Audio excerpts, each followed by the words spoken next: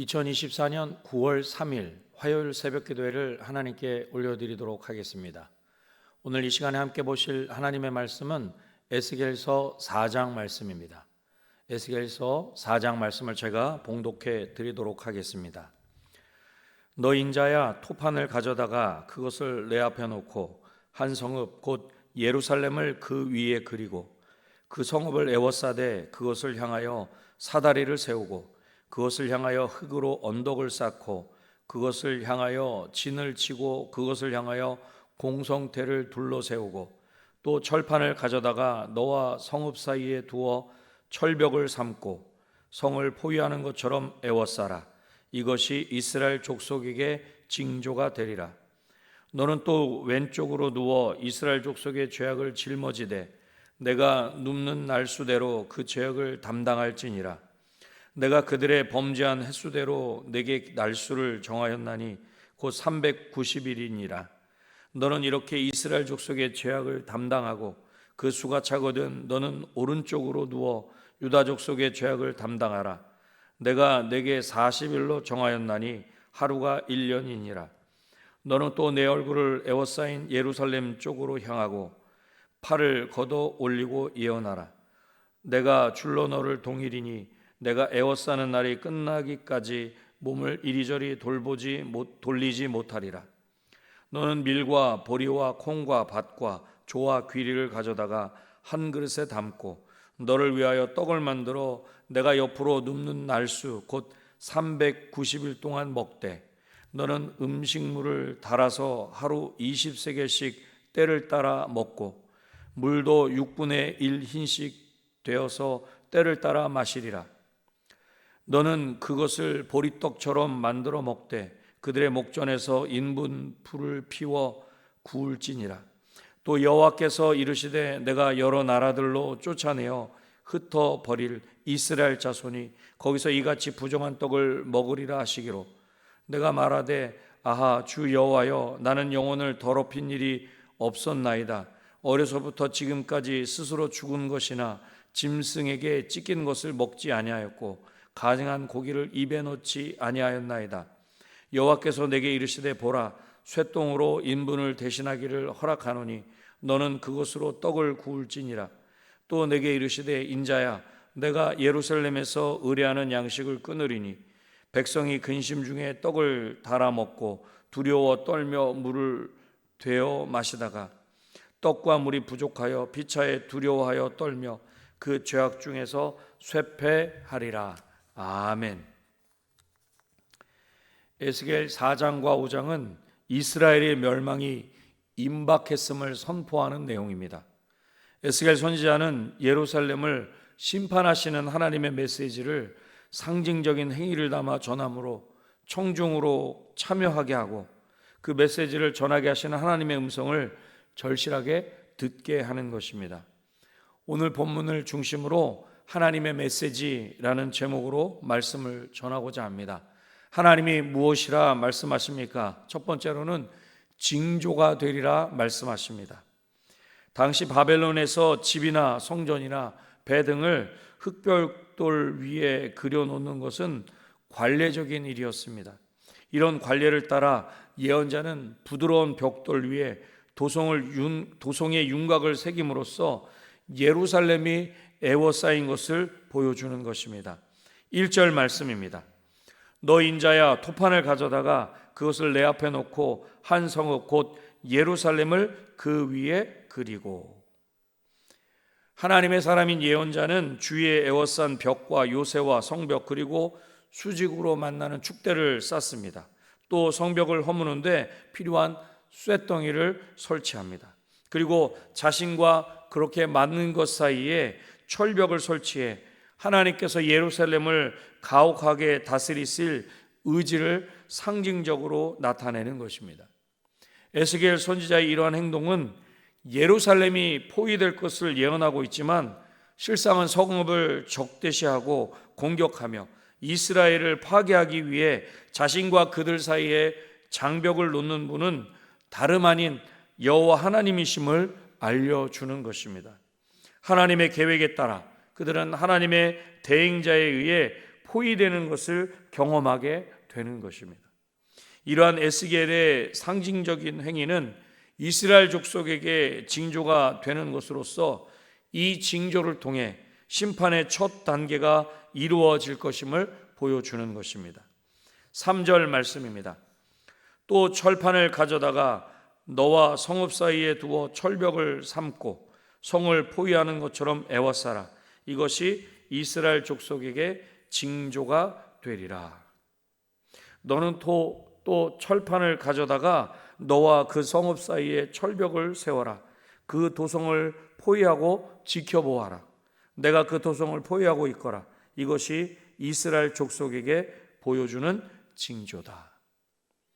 결국은 에스겔 선지자의 그런 어떤 보여지는 행동들을 통해 하나님은 예루살렘에 더더욱 이스라엘에 보여줄 그 심판의 징조를 말씀해 주고 있다라고 하는 것입니다.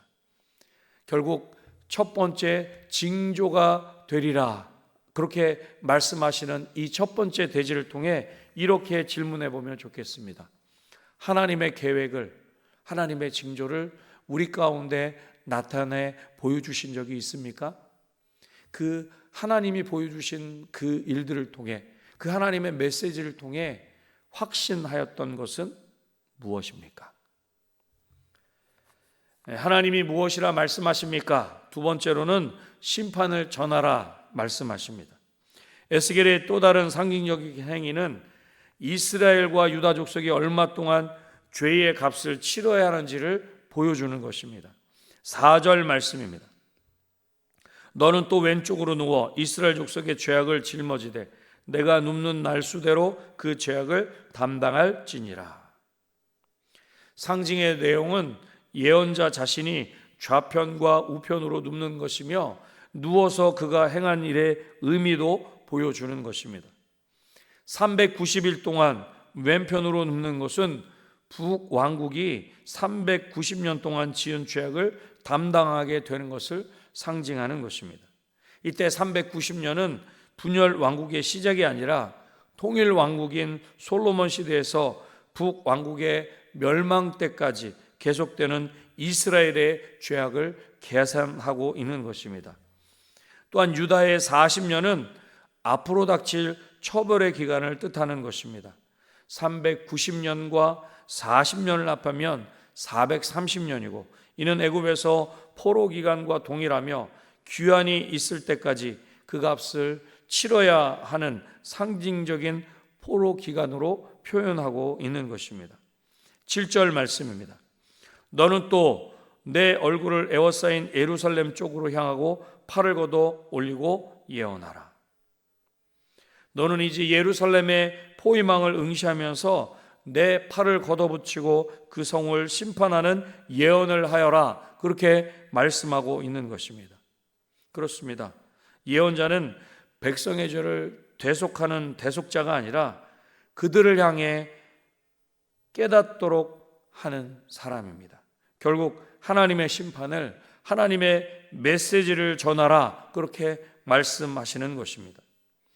에스겔 선지자는 하나님의 마음을 전하는 것이 사명입니다. 하나님의 마음이 어떠하든지 그대로 전하는 것이 사명인 것입니다. 사랑하는 성도 여러분, 우리는 세상의 빛과 소금입니다. 세상의 빛과 소금이기에 우리에게 맡겨주신 사명을 감당해야 합니다. 하나님이 오늘 분명 이 메시지를 통해 말씀하십니다. 심판을 전하라. 이 두 번째 심판을 전하라 라는 이 두 번째 대지를 통해 이렇게 적용하며 질문해 보면 좋겠습니다. 때를 얻든지 못 얻든지 주의 말씀을 전하고 있습니까? 복음을 전해야 하는 사명이 우리 가운데 있음을 인정하십니까? 하나님이 무엇이라 말씀하십니까? 마지막 세 번째로는 죄악 중에 세폐하리라 말씀하십니다.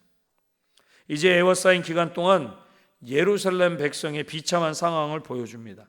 13절은 부정한 떡을 먹어야 하는 상황은 포로기에 계속될 것임을 보여주며 14절은 포로기보다 12절의 명령 직후 이 명령이 백성에게 선포되기 전에 예언자를 통해 조정되는 과정을 보여주는 것입니다. 15절에서 하나님의 허락하심으로 인해 도시가 애워싸이는 동안 부정한 떡을 먹는 것은 면했지만 포로기에는 부정한 떡을 먹게 됨으로써 상황이 더욱 악화되는 것입니다. 13절 말씀입니다. 또 여호와께서 이르시되 내가 여러 나라들로 쫓아내어 흩어버릴 이스라엘 자손이 거기서 이같이 부정한 떡을 먹으리라 하시기로. 주께서 말씀하셨다는 것입니다. 내가 이스라엘 자손을 다른 민족들 속으로 내쫓으면 그들이 거기에서 이와 같이 더러운 빵을 먹게 될 것이라, 그렇게 말씀하고 있는 것입니다. 이렇게 에워싸인 후에는 식량과 물이 점점 줄어들고 마침내 완전히 고갈되고 마는 것입니다. 17절 말씀입니다. 떡과 물이 부족하여 피차에 두려워하여 떨며 그 죄악 중에서 쇠폐하리라. 그들은 빵과 물이 부족하여 누구나 절망에 빠질 것이며 마침내 자기들의 죄악 속에서 말라 죽을 것이다, 그렇게 말씀하고 있는 것입니다. 그렇습니다.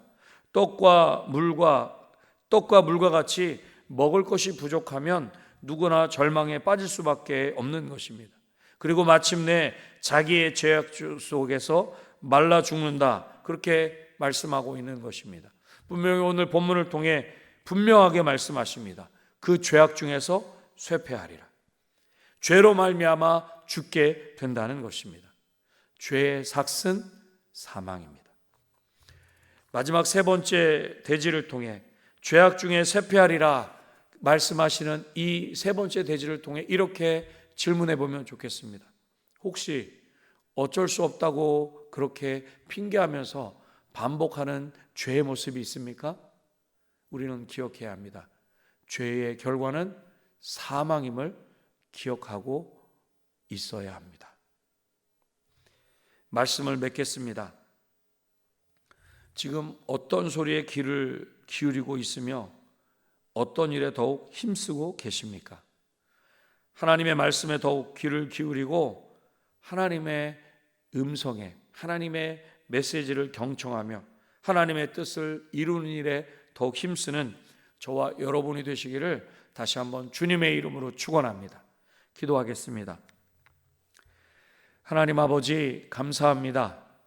오늘도 우리 가운데 하나님의 음성을, 하나님의 메시지를 듣게 하시고 또 이것을 우리 마음 깊은 곳에 새길 수 있도록 은혜 주셔서 감사합니다. 하나님, 세상의 말에 또한 세상이 우리 가운데 속삭이는 그 모든 것에 귀를 기울이고 그것에 우리의 마음과 생각을 빼앗기기보다는 하나님의 말씀에 더욱 귀를 기울이며 하나님 음성에 더욱 순종하는 우리 모두의 삶이 될 수 있도록 도와주시기를 소원합니다. 그래서 하나님의 메시지를 더욱 경청하며 하나님의 뜻을 이루는 일에 더욱 힘쓰는 우리 모두가 되게 하여 주시옵소서. 특별히 우리 은혜강성교회 모든 성도가 1년 52주 주일 성수를 결단하게 하셔서 어떠한 순간에도 하나님을 예배하는 것 포기하지 않는 진정한 하나님이 찾으시는 예배자가 될 수 있도록 도와주시고 예배 부흥의 주인공들이 다 될 수 있도록 도와주시옵소서. 새벽마다 부르짖어 하나님 앞에 간구하는 그 모든 기도의 제목들 하나님이 들으시고 응답하시되 우리 가운데 가장 좋은 것으로 친히 응답하여 주셔서 우리 하나님은 지금도 살아계셔서 우리의 작은 신음에도 응답하시는 하나님이신 것을 우리가 확신케 하여 주시고 그 확신 가운데 더욱 하나님의 그 기도의 자리를 확보하게 하시고 하나님 보좌 앞으로 더욱 힘있게 나아가는 우리 모두가 되게 하여 주시옵소서. 모든 것 하나님께 온전히 맡겨드리오며 예수님의 이름으로 기도드립니다. 아멘.